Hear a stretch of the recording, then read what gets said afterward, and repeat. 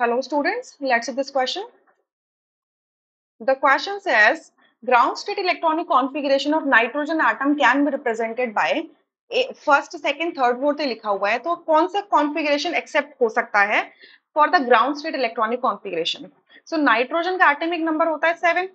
So इसकी configuration कैसे हो जाती है? Electronic configuration 1s2, 2s2 and 2p3. ठीक है. सो 1s के अंदर एक ऑर्बिटल है.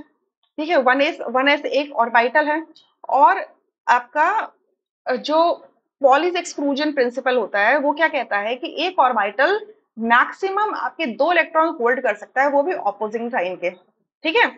अच्छा, अब ये क्योंकि डी इसमें कोई डीजेनरेसी नहीं है तो इसमें एक इलेक्ट्रॉन 2 इलेक्ट्रॉन चले गए. फिर सिमिलरली 2s के अंदर भी क्या होंगे, एक इलेक्ट्रॉन 2 इलेक्ट्रॉन चले गए. बट अब 2p ऑर्बिटल जो होता है इसमें ये डिजेनरेट होता है. इसके अंदर 3 टाइप के ऑर्बिटल्स एग्जिस्ट करते हैं, px, py, pz. ठीक है.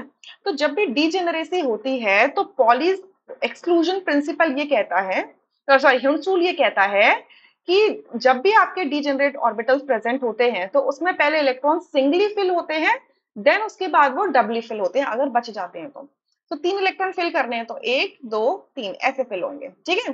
तो ये कॉन्फ़िगरेशन एक्सेप्टेबल है. तो फर्स्ट में देखो पेयर्ड है और सिंगल सिंगल फिल्ड है. ठीक है. तो ये तो करेक्ट कॉन्फ़िगरेशन दी हुई है. सेकंड में देखो पेयर्ड है बट यहाँ पर देखो ये जो इलेक्ट्रॉन की स्पिन दे रखी है ना, इन दोनों के जस्ट ऑपोजिट दे रखी है.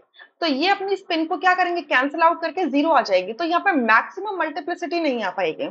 जो पॉली ने क्या कहा था कि आपकी पॉली ने क्या कहा था, ये होम्स ने क्या कहा था कि पहले सिंगली इस तरीके से फिल करने, Hund's rule of maximum multiplicity के अकॉर्डिंग, कि आपकी मल्टीप्लिसिटी मैक्सिमम होनी चाहिए. तो मल्टीप्लिसिटी मैक्सिमम कब होगी, जब इलेक्ट्रॉन्स सेम स्पिन में होंगे पहले. ठीक है. बट यहाँ पे तो ऑपोजिट स्पिन में तो मल्टीप्लिसिटी कम हो जाएगी. तो ये एक्सेप्टेबल नहीं है ग्राउंड स्टेट में. थर्ड में यहाँ पेयर्ड है और यहाँ पर भी अगेन क्या किया हुआ है, देखिए ये दो सेट क्या किए हैं, ऑपोजिट स्पिन्स में डाल दिए हैं. तो मल्टीप्लिसिटी क्या हो जाएगी, डिक्रीज हो जाएगी. तो ये सेट एप्लीकेबल नहीं है.